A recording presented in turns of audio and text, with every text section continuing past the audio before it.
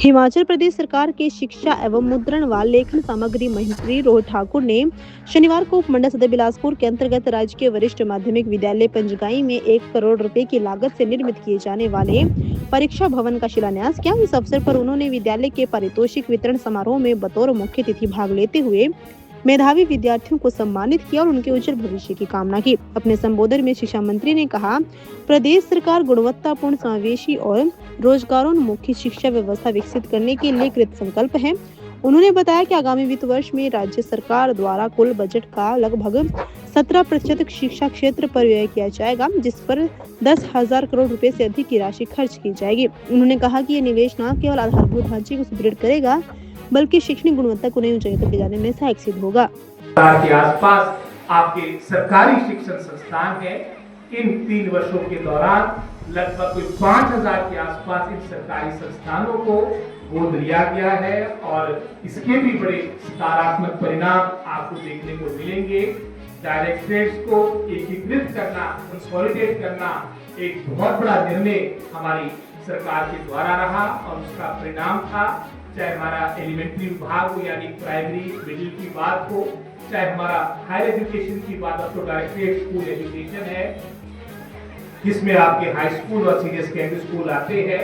आज ये पूरा विभाग एकीकृत किया गया है। उसके पीछे यही कारण है कि जो हमारे संसाधन है, चाहे उसमें मैन पावर की बात हो, चाहे उसमें आधारभूत ढांचे की बात हो, उसका हम सही रूप से उसका सदुपयोग करें। आज बहुत से सकारात्मक परिणाम आपको देखने को मिलेंगे।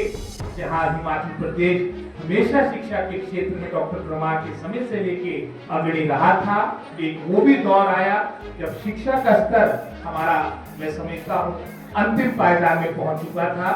वर्ष 2021 का जो नैस की रिपोर्ट थी, उस रिपोर्ट के अनुसार, उस सर्वेक्षण के अनुसार जो हिमाचल प्रदेश किसी समय में टॉप 5 स्टेट्स में हुआ करता था, 21 स्थान में पहुंच चुके थे।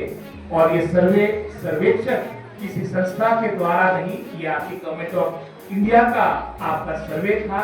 हमारी सरकार ने 3 वर्ष में जो फैसले लिए, आज नैस में पुनः अगर आप हिमाचल प्रदेश की बात करेंगे, मात्र 28 राज्यों की बात करेंगे, तब हमारी रैंकिंग 5वीं नहीं, नंबर 3rd पे यानी तीसरे स्थान पे हिमाचल प्रदेश आया है।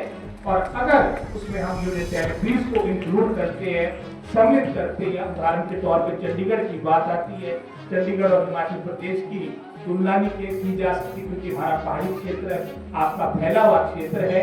अगर यूनियन टेरिटरीज को भी भाषा जोड़ा जाता है तब 36 में से हमारा जो रैंक है वो 5वां है। तो एक काफी बड़ी उपलब्धि इन, मैं समझता हूँ, 3 वर्षों में वर्तमान सरकार ने दी है।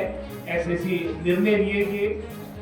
अपने हमारे यहाँ पर प्रिंसिपल साहब बैठे हैं, डिप्टी डायरेक्टर यहाँ पर बैठे हैं।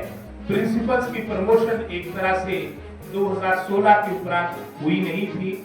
जितनी भी आपको ये कार्यभार दिया जा रहा था वो प्लेसमेंट के आधार पर दिया जा रहा था। जहां हमने प्रथम चरण में 2016 से लेके 2023 तक लगभग कोई 2000 प्रिंसिपल्स जो आपके लगे थे उस दौर में, उनकी सर्विसेज को रेगुलराइज किया, जिसकी संख्या 2000 के आसपास बनती है। और वर्तमान में पिछले महीने ही आज तक का रिकॉर्ड है, 800 प्रिंसिपल्स को हमने प्रमोट किया है। और मार्च के महीने में जैसे आपका नया शैक्षिक सत्र आपका प्रारंभ होगा, ये 800 प्रिंसिपल्स भिन्न जगहों में जाकर अपनी सेवाएं देंगे। और रेगुलर प्रिंसिपल वर्तमान के परिवेश में जब हमारा पूरा एजुकेशन सिस्टम एकीकृत हो चुका है कि अपनी एक महत्वता रहेगी, ये एक बहुत बड़ा निर्णय था। डिप्टी डायरेक्टर्स की प्रमोशन पिछले